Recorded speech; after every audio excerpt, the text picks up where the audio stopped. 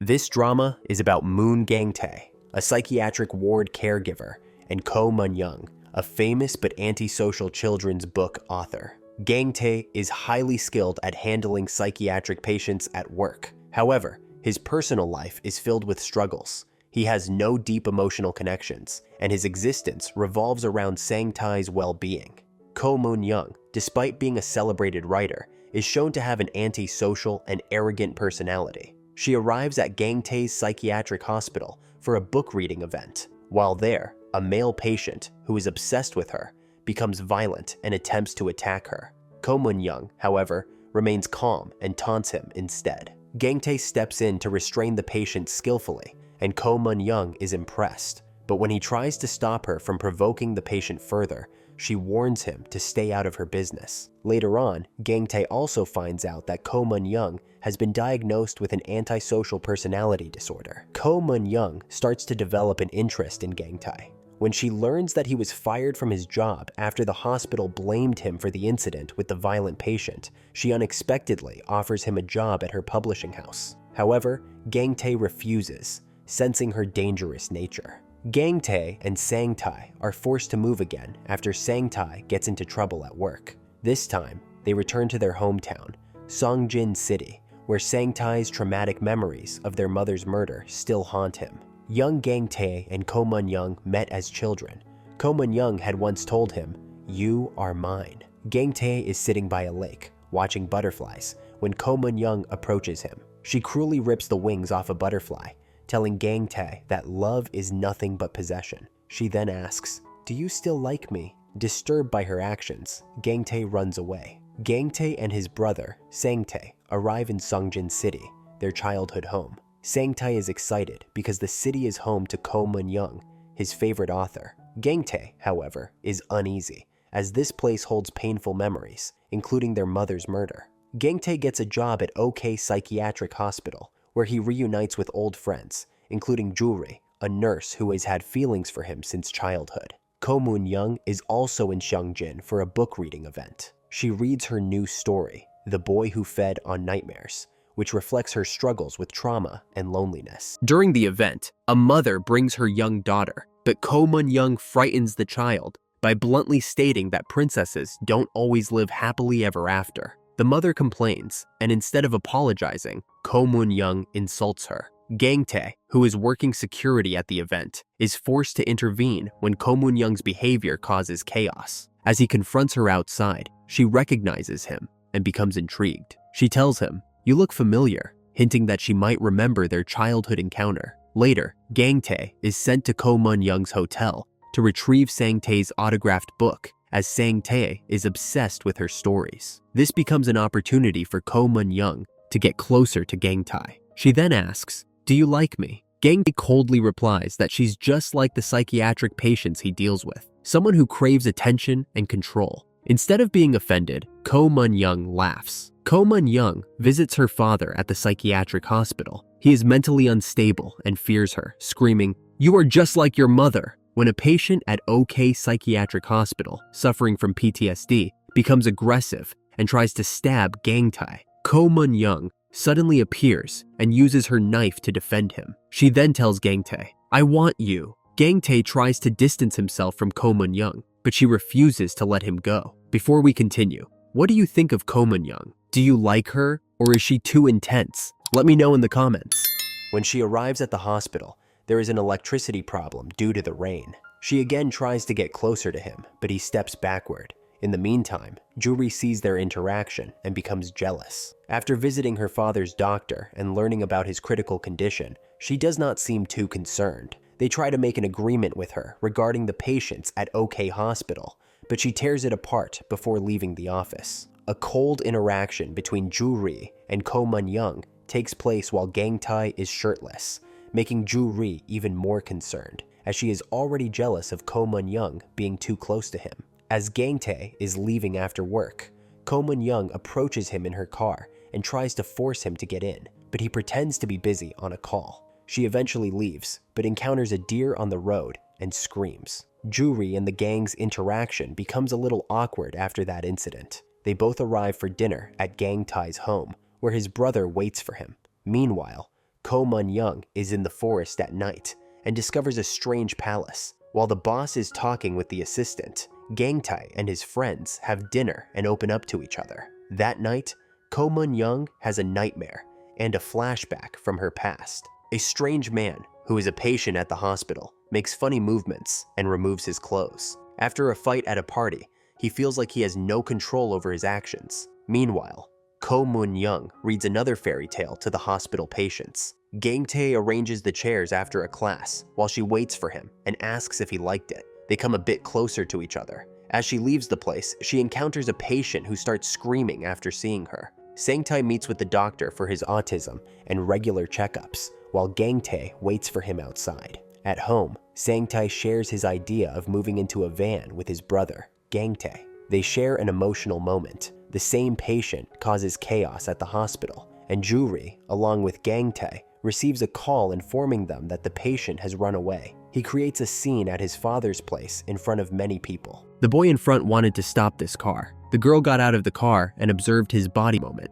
"That's why everyone calls you cute, huh?" he said. "It might be I haven't been working out much lately." Ko Mun also didn't hesitate to tell she didn't have much time, so if he wanted to get in, he should hurry up. Sped away like a rocket, and Kwon, excited, stuck his head out to feel the wind. Suddenly, he saw a man standing in the middle of the road. The distance between the car and the man was very close, but Ko Mun still aggressively accelerated, ignoring Gang-tae. He was so scared that he shrank back.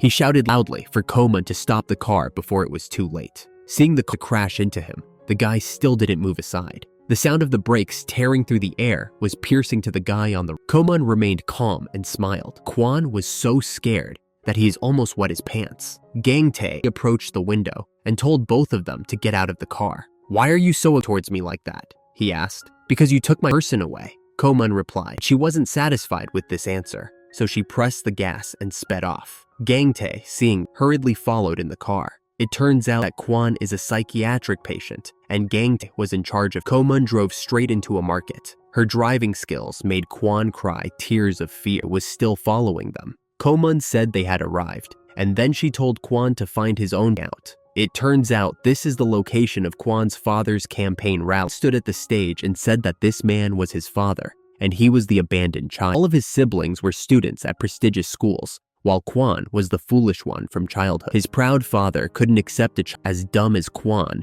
every time. He made a mistake when his father humiliated him. "I'm also his child. I thought I hoped he would treat me a little better, so I pretended to be crazy, and finally, I became a real lunatic." The counselor quickly called the people to take Kwon. Gang-tae stood by and saw Kwon release his pent-up emotions, feeling relief for him. But when they were about to take Kwon to the mental hospital, his mother suddenly stepped forward. "He is better now. Have you seen how happy he is?" She said his mother blamed Kwon, saying that because of him, his father's career path had been destroyed. After his mother left, Kwon touched his face and said that it seemed like every time he caused a big incident, he could get his mother's attention even if she beat him. He still felt that his mother loved him, but Kwon didn't expect that. His mother tends to favor her older son, so she frequently scolds the younger one. Ko Mun-young and Gang-tae silently enjoy their ramen bowls while Kwon visits his doctor. A meeting took place due to the Gang-tae consideration of the patient. Juri, due to the personal conflict with him, said it will be better if he leaves the job and the hospital, while his father wanted to meet him and Ko Mun. But he said to him that she has no idea about his situation and should remain out of the. Ko Mun-young playfully teases Gang-tae, saying, "This is fate. You're meant to stay with me." Gang-tae unimpressed and insists that they leave, but Ko Mun-young refuses to let them go easily. To keep Sang-tae entertained, Ko Mun-young invites him to draw in her art studio. Seeing how happy his brother is, Gang-tae hesitates, torn between his duty to protect Sang-tae and his urge to leave Ko Mun-young behind. At breakfast, Ko Mun-young reads one of her unpublished stories, The Zombie Kid, to Sang-tae and Gang-tae. The story is about a boy who was born with an endless hunger. His mother tried to satisfy him by feeding him everything she could, but nothing worked, until one day, he ate his mother. The moral of the story? If you only receive love, but never learn to give it back, you'll become a monster. Gang-tae listens carefully, realizing that the story reflects Ko Mun-young's own struggles. Ko Mun-young then asks him, "Are you a caregiver or a victim?"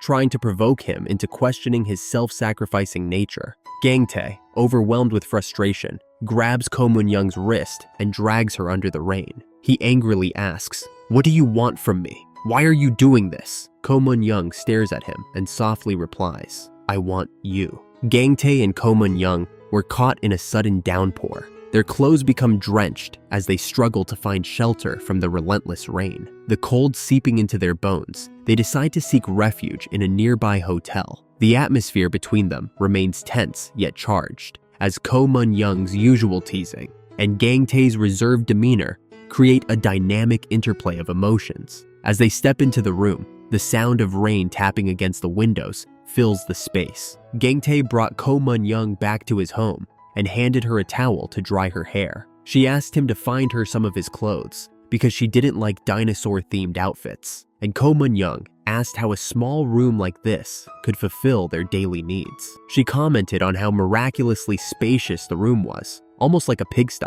She wondered if the two brothers enjoyed the feeling of being confined. Gang-tae urged her to learn how to read emotion because it would be necessary later on. Unable to argue further, Ko Mun-young finally said she was hungry and asked Gang-tae to prepare some food. She then stormed off in a huff. Sang-tae was banging his head against the wall due to a morning argument with his younger brother. Gang-tae had learned to recognize emotions, so he knew that Sang-tae was angry. He quickly covered Sang-tae's head, admitting his mistake and saying that he shouldn't have yelled at him. Sang-tae explained that he had been slapped in the morning, which was why his face was distorted. His brother looked over, saying that his face wasn't distorted at all. Sang-tae began hitting himself on the head again, repeating that he had lied about being slapped. Gang-tae understood that letting him vent his frustration was the best way to calm him down. After leaving the room, Ju-ri's mother had prepared a meal for Gang-tae. It turned out that the room they had rented belonged to Ju-ri's family. Gang-tae said he wanted to take the food upstairs to eat, and Ko Mun-young asked if he had hidden sea snails in the room. Gang-tae explained that the food was cooked by the landlady. Hearing this, Ko Mun-young started to eat happily, acknowledging that the taste wasn't bad. She wanted to eat the eggs, but had trouble picking them up. Gang-tae picked up some eggs for her, and the water spilled over the plate as she tapped her spoon on another dish to signal him to pick up more. After they finished eating, he washed the dishes while Ko Mun-young spread the bedsheet and lay down, patting the bed invitingly. She teased him about washing the dishes, saying that he looked good doing it. Gang-tae couldn't take it anymore and pulled her up, telling her that she couldn't stay the night here. Ko Mun-young quickly agreed to leave, but as she reached for the doorknob, she pretended to lock it from the inside. Gang-tae asked what she would have done if he hadn't allowed her to stay. She nonchalantly replied that she would have wandered outside all night. Ko Mun-young responded with a smile, and Gang-tae asked her if she liked him. She admitted it, and he finally relented, saying they would stay the night. Early the next morning, Ko Mun-young looked at the facial expressions on the wall, but she still felt uncomfortable after the conflict with Ju-ri. After finishing her work shift, Ju-ri noticed some spoiled milk and decided to bring it up to Gang-tae herself. However, she didn't expect to find Ko Mun-young there. Ju-ri asked Ko Mun-young why she was there, and Ko Mun-young didn't hesitate to reply that she had spent the night there the previous evening. Ju-ri was surprised and continued to ask why Ko Mun-young was there. Ko Mun-young replied that she owned the place and was Gang-tae's landlord. Seeing this, she told Ju-ri to wipe away her saliva because Gang-tae already belonged to her. Ko Mun-young insisted that what Ju-ri was feeling wasn't love, just desires and fantasies. She accused Ju-ri of being two-faced, fake, and pretending to be innocent and weak. Ju-ri, infuriated by Ko Mun-young's comments, lashed out at her, and the two of them got into a physical altercation. Gang-tae rushed over to separate them and asked Ko Mun-young what had happened. Ko Mun-young claimed that she had only retaliated because Ju-ri had attacked her first. Gang-tae, however, stressed that the details didn't matter. He scolded Ko Mun-young for her childish behavior and asked her to leave, handing her money to call a taxi home. Ko Mun-young was seething with anger, but had no choice. She felt wronged and believed that one day Gang-tae would understand her side of the story. Meanwhile, Ju-ri was crying and complaining to her mother about the situation. Her mother reminded her that she and Ko Mun-young used to be close friends, and that playfully fighting like that was normal. However, Ju-ri argued that this time was different because Ko Mun-young was trying to steal her man, and she believed that Ko Mun-young had spent the night with him. Her mother reassured her that just sharing a room didn't necessarily mean anything had happened.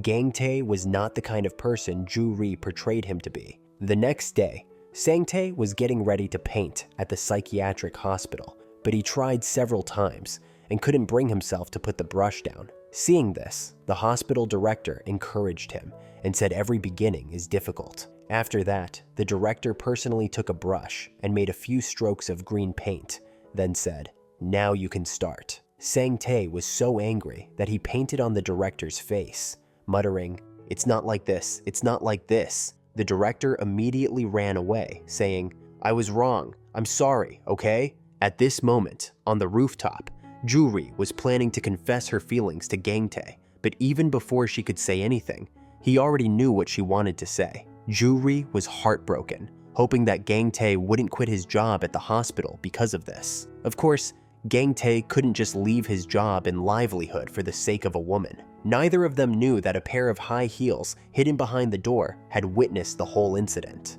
Later, Ko Mun-young came to find Sang-tae while he was fixing the wall that the director had painted on. She asked if he wanted to go out. Sang-tae said he did. Ko Mun-young then took Sang-tae to her house. He saw the deer on the wall, touched it with his dirty hands, and said he really liked the place. Hearing this, Ko Mun-young offered Sang-tae to move in and live there if he liked it. She then handed him a contract to sign. After work, Gang-tae went to look for his brother, but couldn't find him. He called Sang-tae's phone, but there was no answer. A colleague told him that Sang-tae had gone with Ko Mun-young. He immediately called Ko Mun-young to ask where they were. Ko Mun-young calmly replied, "Sang-tae is at my house." In Ko Mun-young's private home, she was telling Sang-tae a story. Once upon a time, in a deep enchanted forest, there lived a girl in a cursed castle. Her mother always told her that because she was very special, she must never set foot in the outside world. She was forced to live in the castle forever.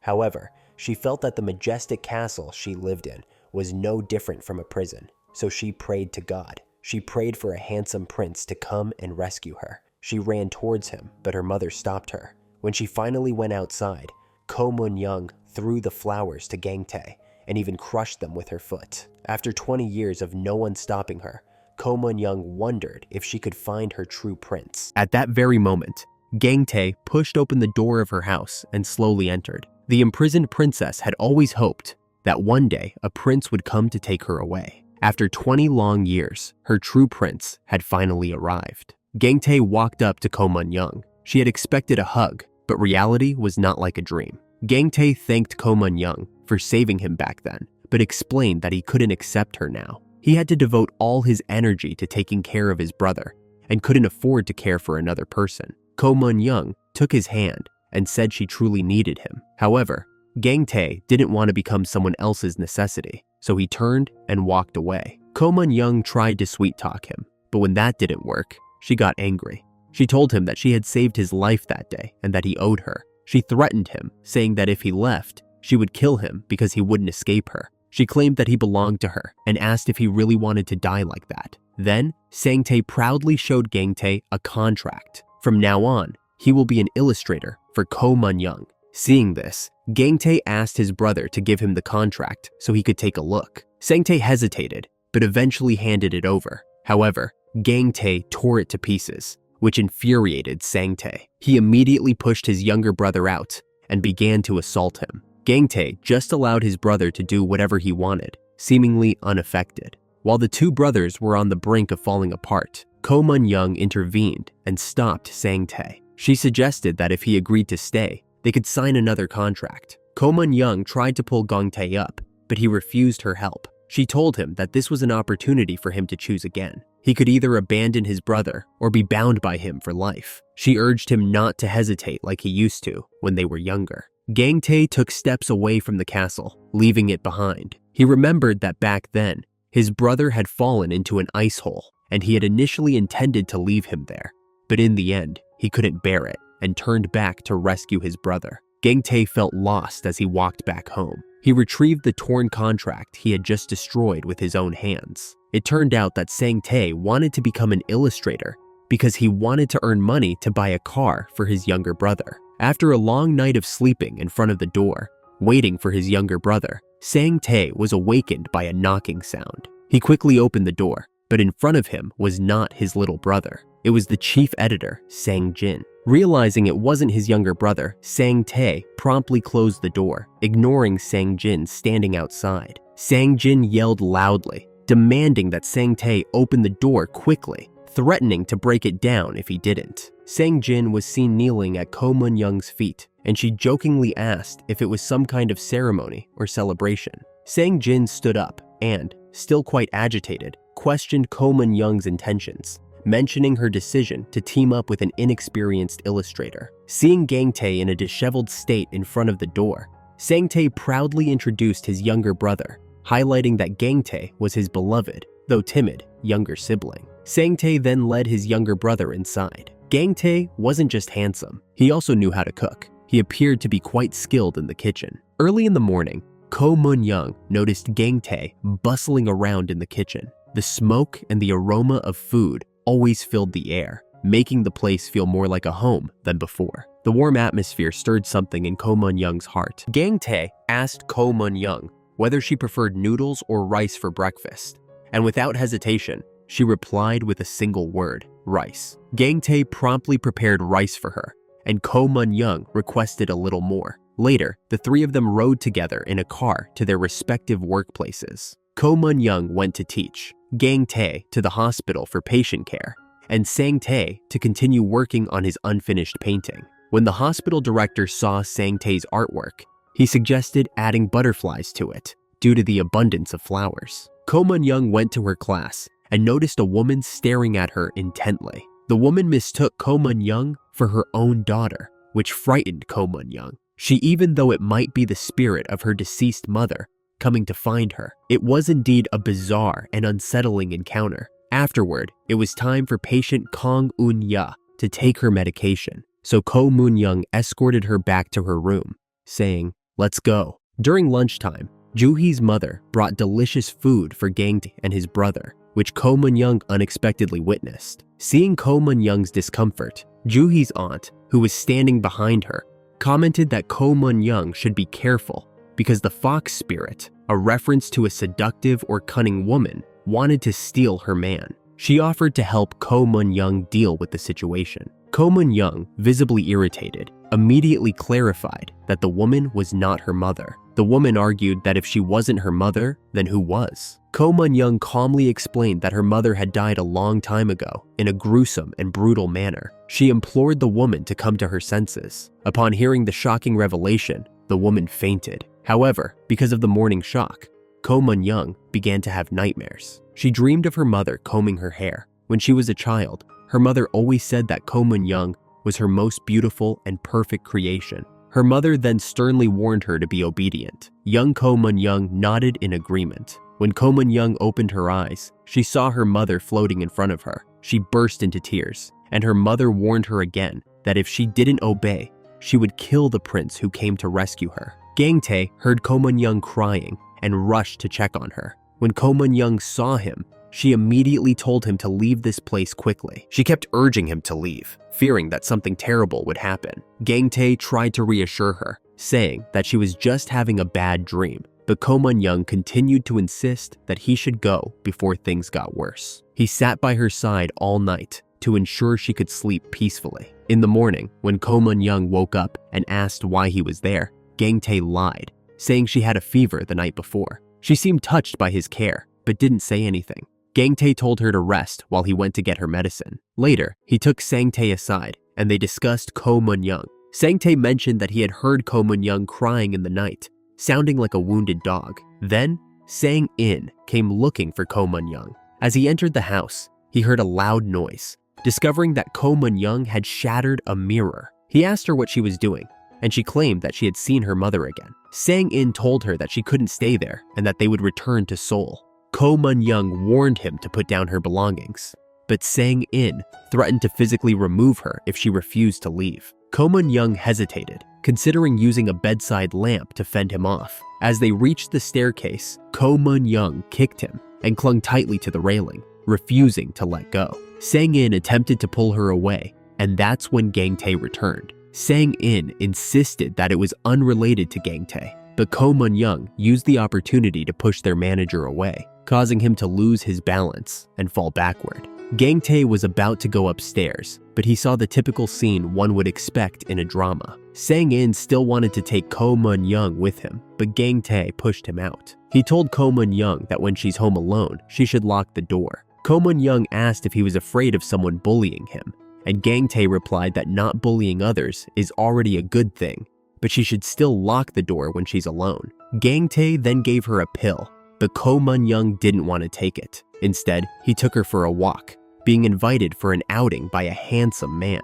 Ko Mun-young's mood brightened, and she was even more radiant than car headlights as they drove along. Gang-tae took her to a barbecue restaurant. Ko Mun-young acted like a child who had been starving, eating voraciously. She devoured the food before it was fully cooked, but Gang-tae stopped her and jokingly said he liked to eat it raw. Gang-tae apologized for his earlier comment made in the heat of the moment. Ko Mun-young, however, believed that what he had said was true.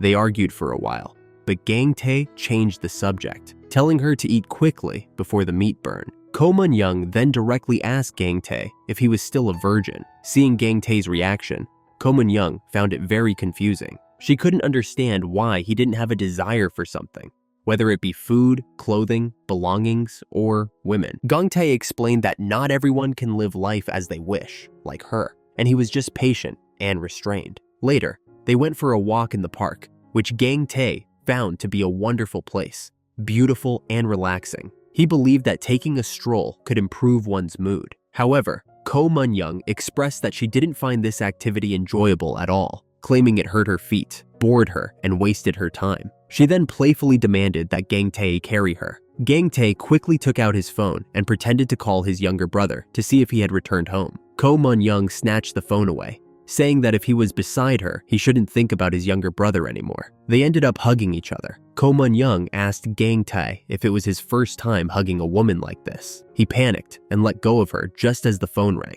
It was Joo-ri, Ko Mun-young's romantic rival, calling. Ko Mun-young answered the call and declared her sovereignty to Joo-ri, saying that Gang-tae had been with her all day. Joo-ri was shocked. After hanging up, Ko Mun-young asked Gang-tae why he had taken a day off to spend time with her. She wondered if he had started to like her. Gang-tae mentioned that he had heard the phrase "go away" from her many times, but when he heard her say it last night, he felt that she didn't want him to leave. That's why he decided to stay with her. A daughter gave her mother a scarf worth 1.65 million won as a gift. When her mother saw the price tag, she immediately complained and told her daughter to return it. The daughter felt deeply hurt by her mother's reaction. This gift was a birthday present, and she had saved up 2 months of her salary to buy it for her mother. Feeling upset and angry, the daughter left the house. But as she stepped outside, a reckless car suddenly sped toward her, taking her life. The mother was left feeling overwhelmed with guilt. She never expected that her final words to her beloved daughter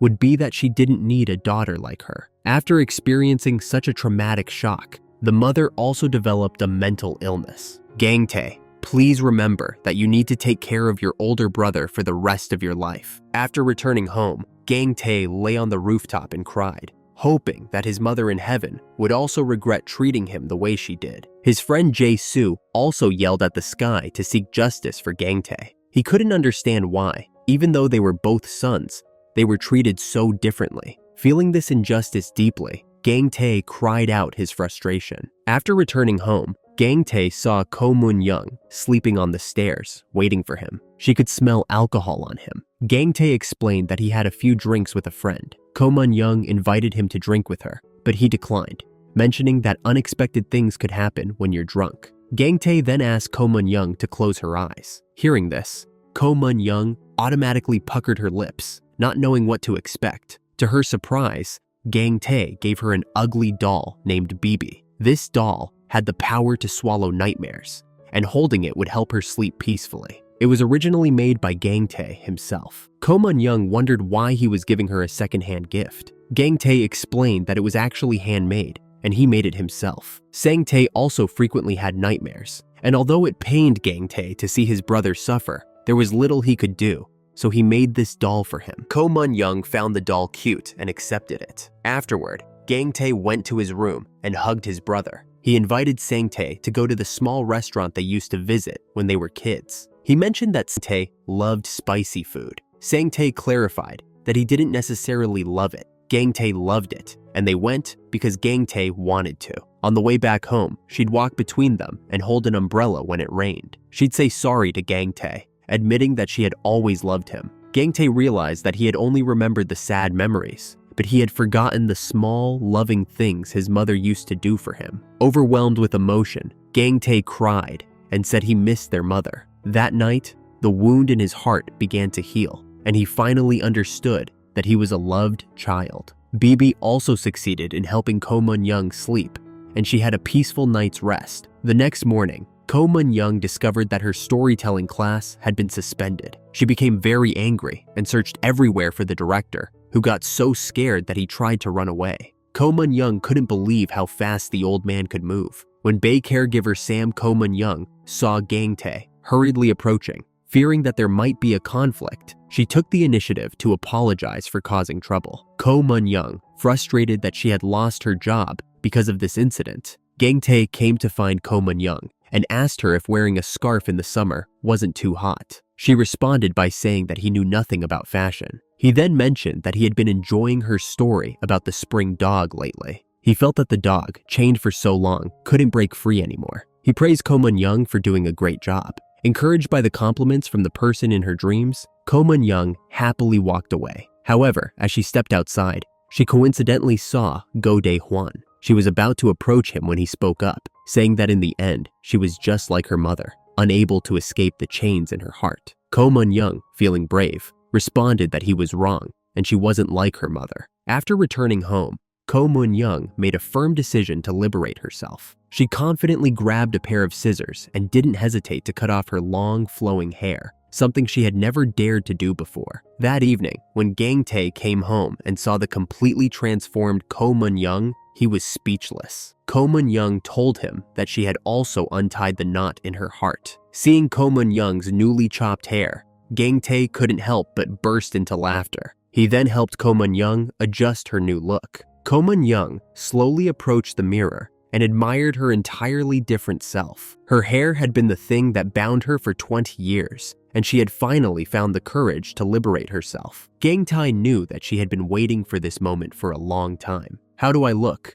Ko Mun-young asked. "You look very beautiful," Gang-tae replied. Gang-tae returned home and was met with an unexpected scene. Ko Mun-young and Sang-tae were both fighting over BB, each claiming ownership of the doll. "That's mine! Mine! Mine! BB is mine!" they both shouted. Gang-tae's head was about to explode from the commotion. He approached them and demanded that they hand over BB. However, neither of them was willing to give in. Gang-tae began to count down. 1, 2, 3. In the end, Sang-tae surrendered first, tossing the doll onto Ko Mun-young and then hiding inside a closet. Ko Mun-young, equally infuriated, yelled at Gang-tae, asking why he had gifted her BB in the first place if he was just going to take it back. She reminded him that he had told her not to argue with Sang-tae and asked him to take the doll back himself. Ko Mun-young felt deeply wronged and threw the doll's head on the ground before storming away. Gang-tae was at a loss for words. Living with these two had its moments, and he even contemplated running away to Chinsu Waterfall.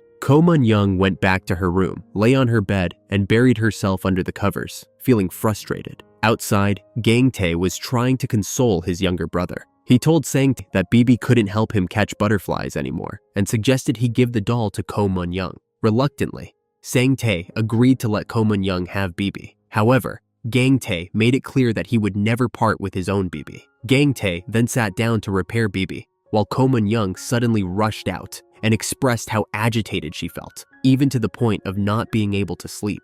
Gang-tae assured her that Sang-tae had agreed to let her have BB. Hearing this, Ko Mun-young immediately transformed into a well-behaved, docile creature and climbed into Gang-tae's lap. Indeed, as they say, a desert promises what it can't give. Ko Mun-young mentioned that she was feeling sleepy and wanted to stay there for a while. Gang-tae suggested she go to her own room to sleep, but Ko Mun-young argued that she couldn't sleep without BB. In the end, Gang-tae reluctantly handed BB to her, tucked her in, and even discreetly touched her hand before silently leaving the room. When the three of them arrived at the hospital, they coincidentally ran into Ju-ri and her mother. Ju-ri's mother complimented Ko Mun-young on her new haircut, saying she looked very pretty. Ko Mun-young, in turn, casually mentioned that Gang-tae had helped her with the haircut. Gang-tae felt a bit awkward and withdrew his hand. She suggested that if they had time, they should visit her aunt's house as well, where she would prepare a delicious feast for them. Ko Mun-young, unimpressed, commented that Ju-ri didn't seem too happy about it,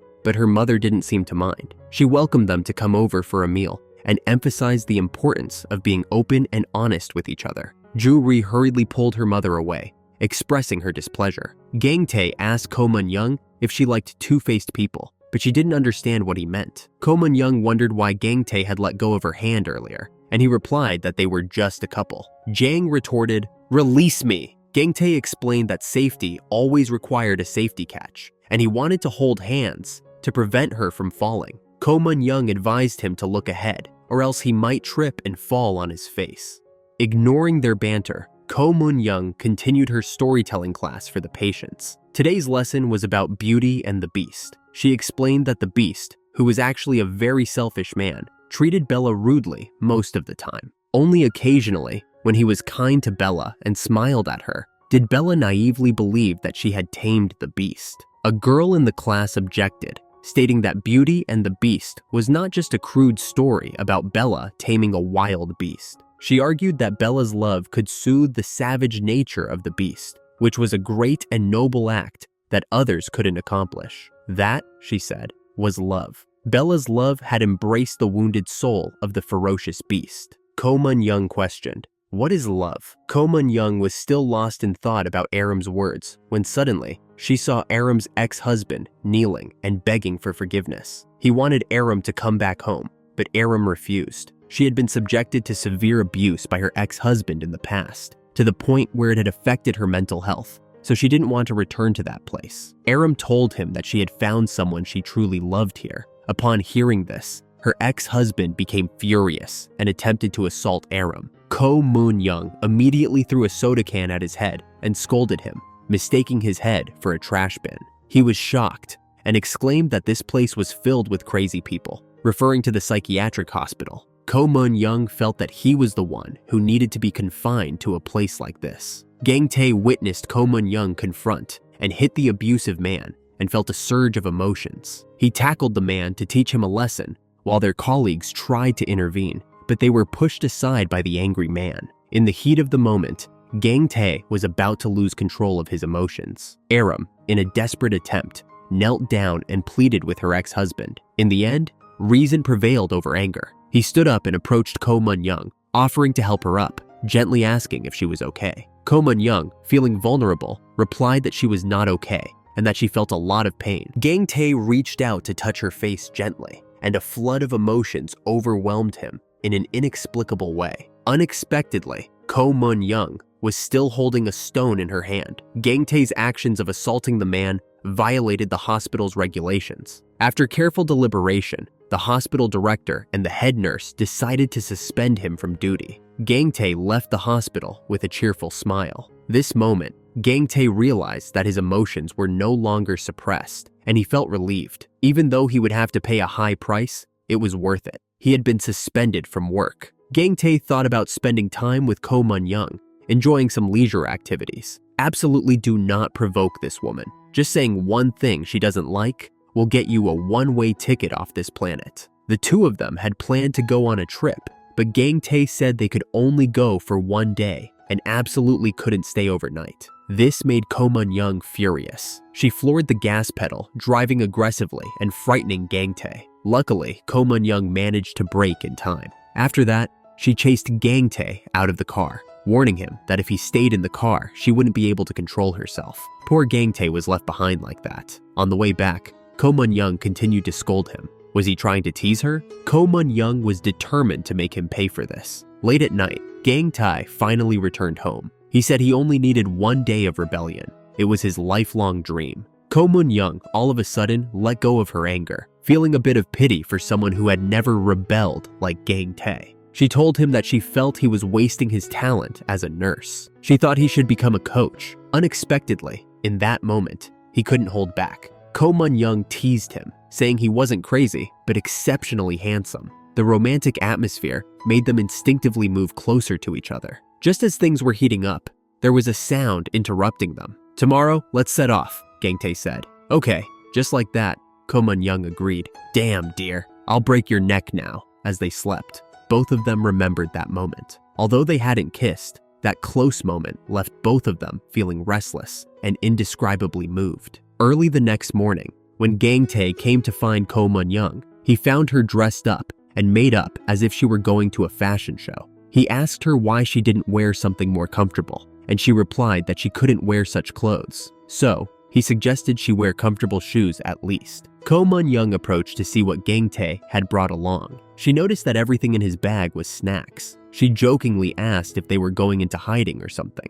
Gang-tae replied that it's for when they get hungry during their trip. However, Ko Mun-young also found a box of medicine in his bag and asked if he was planning to see a doctor. Gang-tae explained that it's just a preventive measure against accidents. Ko Mun-young told him not to act like the kids in kindergarten, and that all he needed to bring was her. The two of them drove to a mountainous area. When they reached a suspension bridge, Ko Mun-young told Gang-tae that she was scared and asked him to carry her across. Gang-tae walked ahead of her, seemingly unconcerned about her fears. Ko Mun-young insisted, and Gang-tae eventually carried her across, although he found it annoying. As they crossed the bridge, Gang-tae huffed, but Ko Mun-young stopped him, saying it made her scared. Then, she wanted to take a picture of Gang-tae, but he became shy about it, so she suggested they take a picture together. Just as they were having a sweet moment, someone called Gang-tae. It turned out to be two psychiatric patients who had run away, and they had called Gang-tae. He asked them why they had come to this place. "This young man wanted to help our room escape from her abusive ex-husband,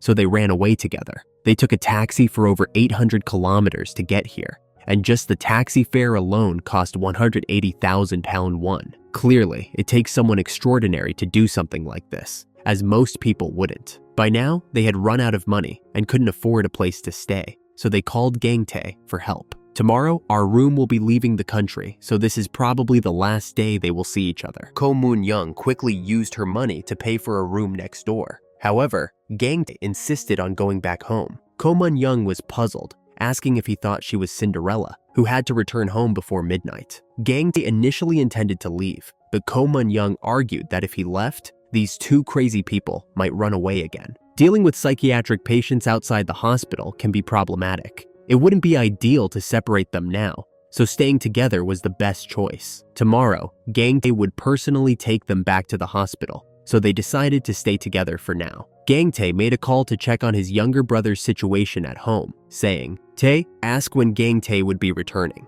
Gang-tae advised his brother to close the windows and turn on the fan before going to sleep. Sang-tae readily agreed, but despite it being many years since they were apart, Gang-tae still felt uneasy about leaving his brother. He mentioned that when their mother was alive, her main wish was for Sang-tae to find a true friend, even if it was just one person. Ko Mun-young then shared a childhood story, transporting her back to elementary school. At that time, Jewelry was often teased and bullied by other kids, even to the extent of insects being placed in her shoes. Jewelry was so frightened that she cried loudly. On the other hand, Ko Mun-young had always carried herself with confidence from a young age. Whenever she appeared, the other kids would back away. One day, Jewelry followed Ko Mun-young, and Ko Mun-young turned to her and said, "Disappear." But Jewelry expressed her desire to be friends with Ko Mun-young. From that day on, Jewelry not only took Ko Mun-young to her mother's restaurant for delicious food, but also frequently played with her.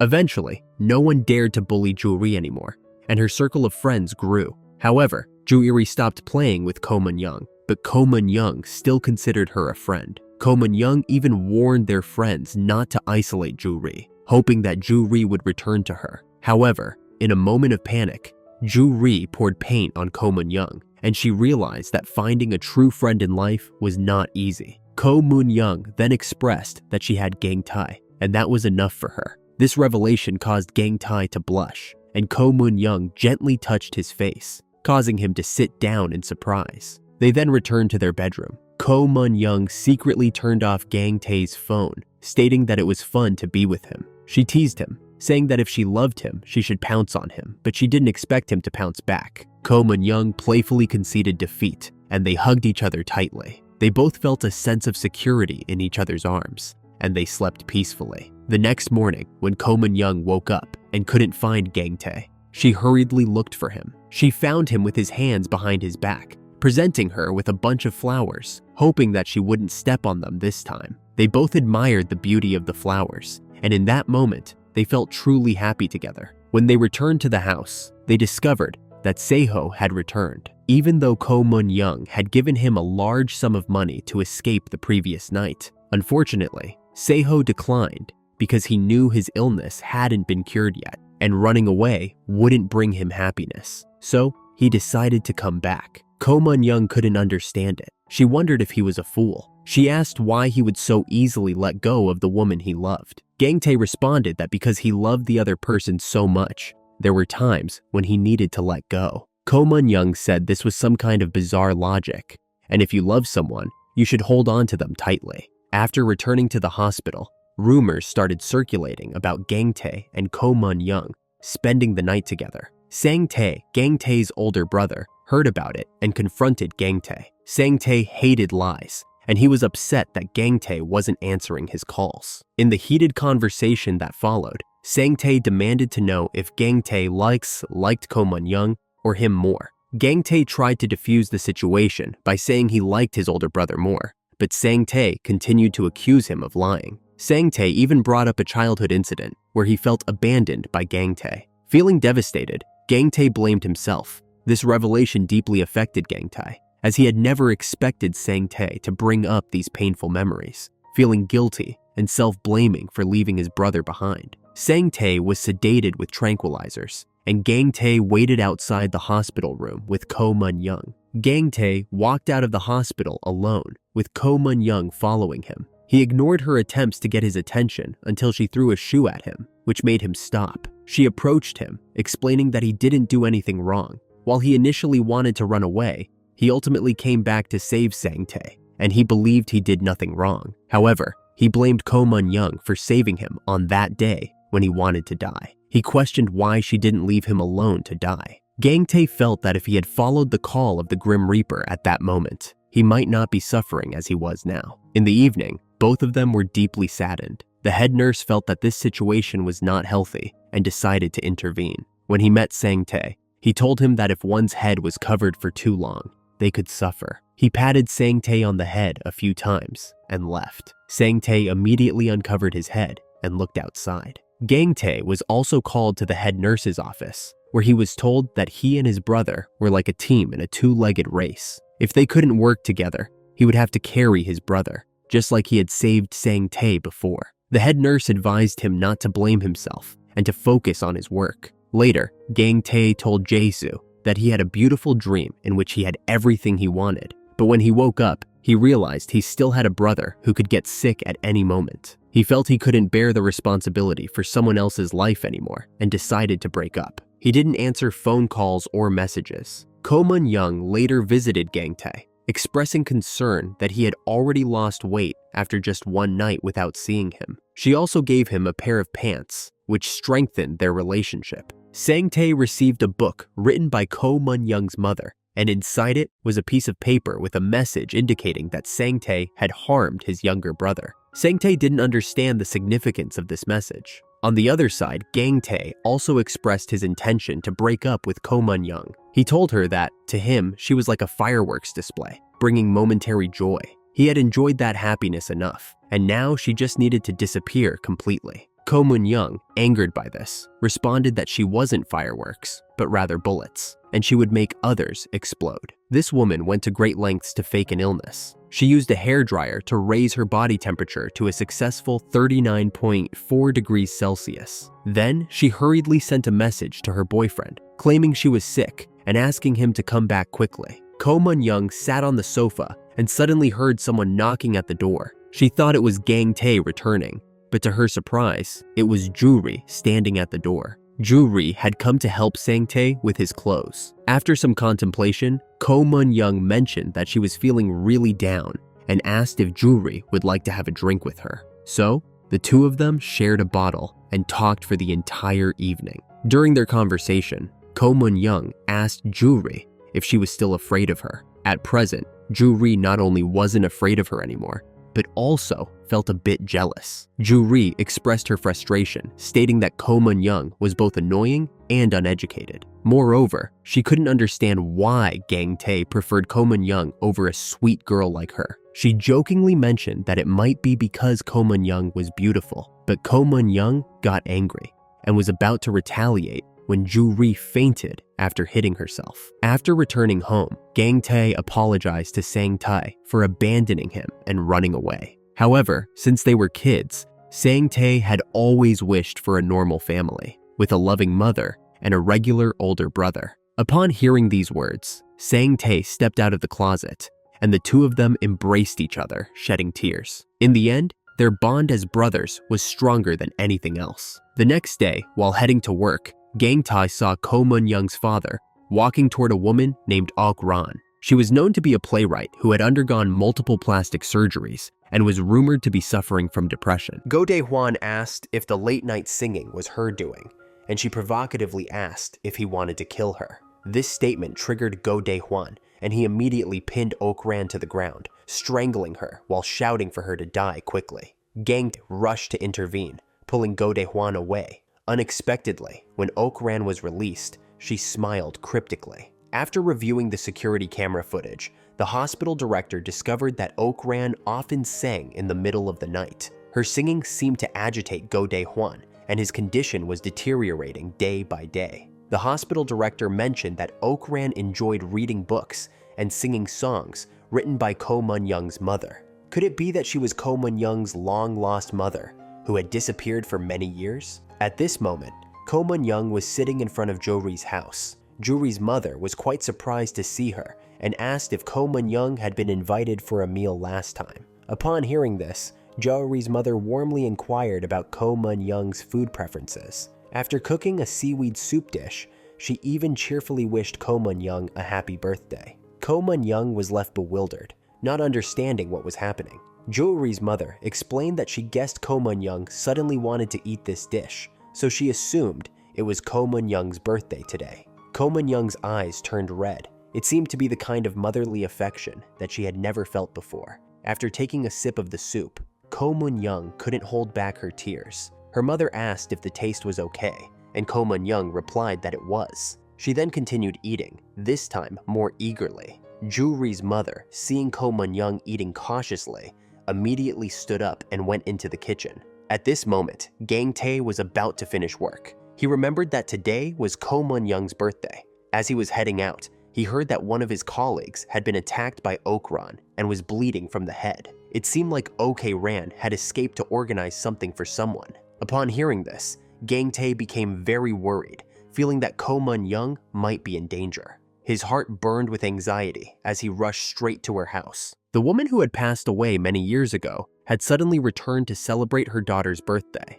Ko Mun-young was extremely frightened when she saw the woman in front of her. As soon as she entered the house, Ok-ran began to inspect everything and every nook and cranny, exclaiming that the place still looked the same as it did 20 years ago. She casually picked up some dried chrysanthemum flowers. Ko Mun-young grabbed them and asked her why she was here. In reality, Ok-ran was not Ko Mun-young's mother. She was a mentally ill patient and an ardent fan of Ko Mun-young's mother. Ok-ran had delusions that she was her idol. Ko Mun-young warned her not to touch things in the house, but Ok-ran reached for Ko Mun-young's pen. Ko Mun-young had no intention of letting her have it and moved to snatch it back. During their struggle, Ko Mun-young was accidentally injured. Just as she was about to retaliate, she remembered Gang-tae's advice to always think before acting. When Ok-ran finally put the pen down, Ko Mun-young told her to leave quickly. When Gang-tae rushed into the house, he saw blood on the floor and in an art book. He was extremely panicked upon seeing Ko Mun-young standing there. Gang-tae immediately dropped his long-standing guard. He held her hand with concern and asked if she was okay, then inquired about Ok-ran's whereabouts. Ko Mun-young calmly replied that she had left. Gang-tae was furious and determined to bring her back to the mental institution. Little did he know that in Ko Mun-young's heart, she wasn't just standing behind his brother, but also behind his patients. Gang-tae suddenly realized that what he had just said might not have been clear or expressed his true intentions. He didn't explain much further and started bandaging Ko Mun-young's injured hand. Ko Mun-young felt indignant. Her wound was in her heart, bleeding into a river. When Gang-tae mentioned her leaving him to take care of his brother, her broken heart bled even more. Gang-tae told her that when he couldn't control his emotions, he counted to 3. 1, 2, 3. It was like sprinkling dog food all over the screen. To her surprise, she noticed that Gang-tae had a high fever. Ko Mun-young remembered something she had seen in a movie and decided to put some ice in the bathtub and have Gang-tae soak in it to cool down. Gang-tae laughed and told her that using a towel would suffice. Ko Mun-young used the towel to cool him down. Throughout the night, Gang-tae held her in his arms and expressed how wonderful it felt. It was the first time someone had taken care of him when he was sick. Afterward, they fell asleep in each other's arms until morning. Ko Mun-young woke up and noticed Gang-tae was not lying next to her. She realized he had changed clothes and checked his forehead to find his fever had gone down. She jokingly asked if he had been pretending to be sick because of lovesickness. The autistic boy had witnessed his mother's murder, with the killer even patting him on the head. The murderer had a butterfly pinned to their chest and threatened the boy, saying that if he ever told anyone, they would come after him and harm him.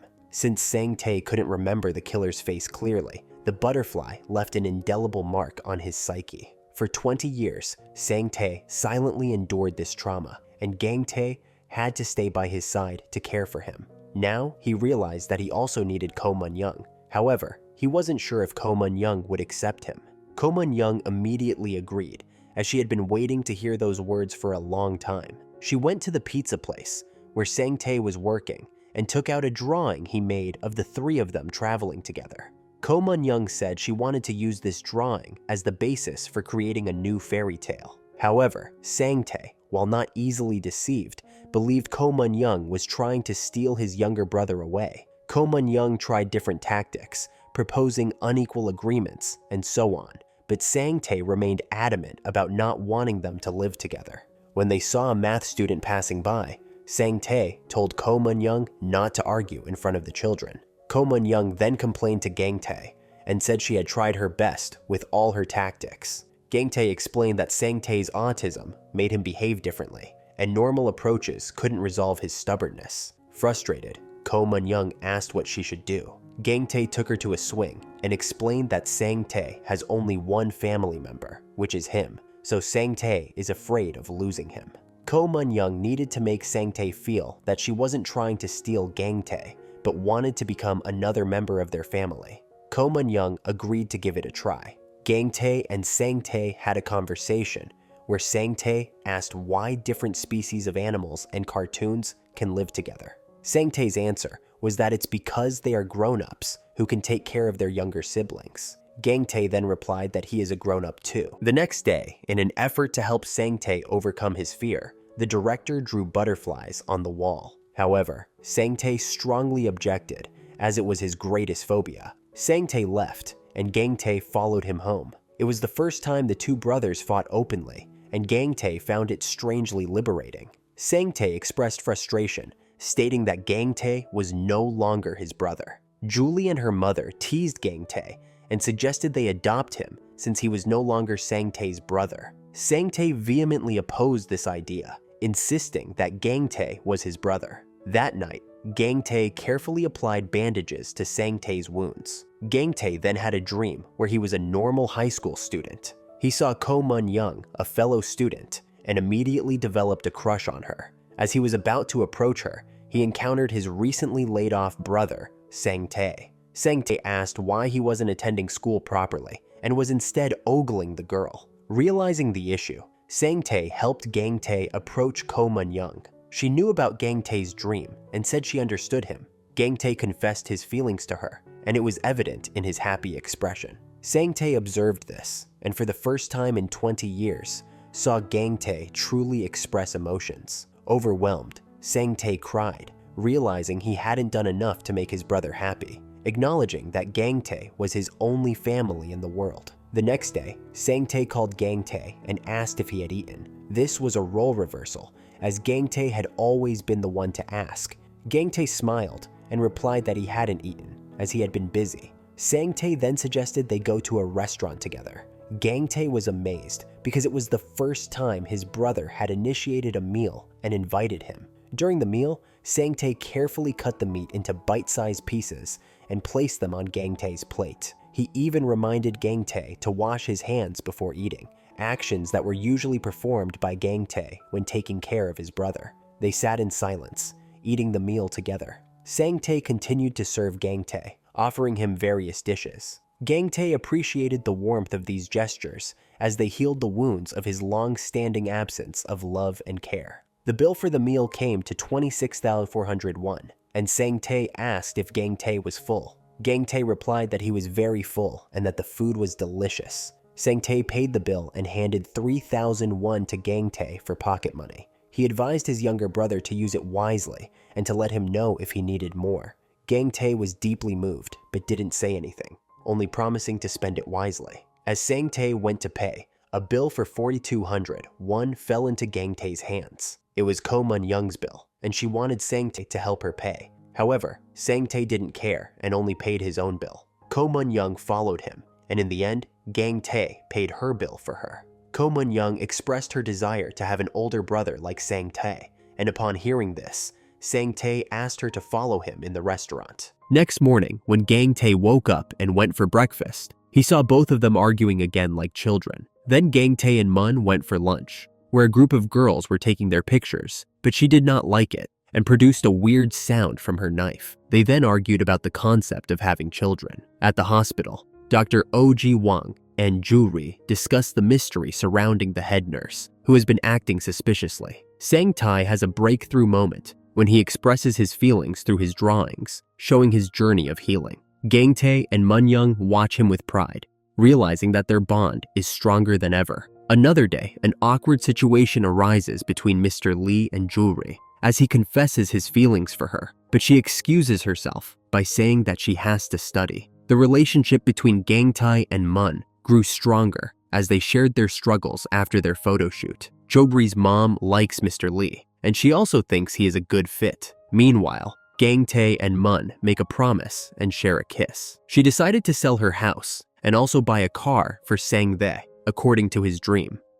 As night falls, a chilling revelation shakes everyone. Mun-young's mother, whom she believed to be dead, might actually be alive. The eerie feeling intensifies when Sang-tae innocently interacts with the head nurse, who eerily resembles Mun-young's mother. Mun-young finds an old manuscript written by her mother, containing disturbing messages about fate, control, and how a mother owns her child. The words trigger painful memories of her traumatic childhood, making her collapse into tears.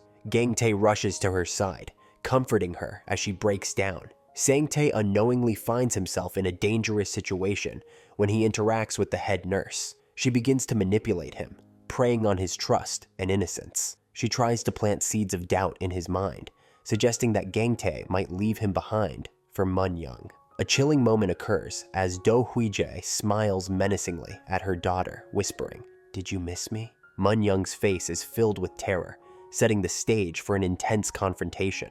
Hui-jae mocks Gang-tae, questioning whether he truly thinks he can save Mun-young. Gang-tae, though visibly shaken, refuses to back down. He declares that Mun-young is not her possession and that she is free from her control. However, Hui-jae's manipulative words continue to haunt Mun-young, making her doubt herself. The police arrive, ready to take Hui into custody. Mun-young, with tears in her eyes, watches as the woman who controlled her life is finally taken away. Gang-tae and Sang-tae stand beside her, showing that she is no longer alone. At last, Gang-tae confesses his feelings for Mun and says, "I love you," to her. After confessing their feelings for each other, they share many romantic moments. In the morning, he makes breakfast for her and discusses their future plans. In deciding to stay in order to be an illustrator, Sang-tae leaves his part-time job. This decision upsets Jae-soo. However, Sang-tae is definite about taking this step. Regarding the relationship between Moon-young and Do Hui-jae, her mother, Moon-young meets her mother, Do Hui-jae, in prison. She confronts her, seeking to move forward and heal from earlier traumas. At one emotional point, an illustration by Sang-tae finally shows the form of a butterfly. Then they enter into an argument with respect to reading Mun's new story. They go for a ride and move around so they can have a good time and make memories. They share an emotional moment when Sang-tae goes his own way to work. Then they happily separate, Mun and Gang-tae living with each other, while Sang-tae works as an illustrator. Thanks for watching. Now I'm curious. After seeing Gang-tae stand up for Mun-young and the way they lean on each other, do you think love can help heal old hurts? Let me know your thoughts in the comments. And if you enjoyed this story, please hit like and subscribe for more.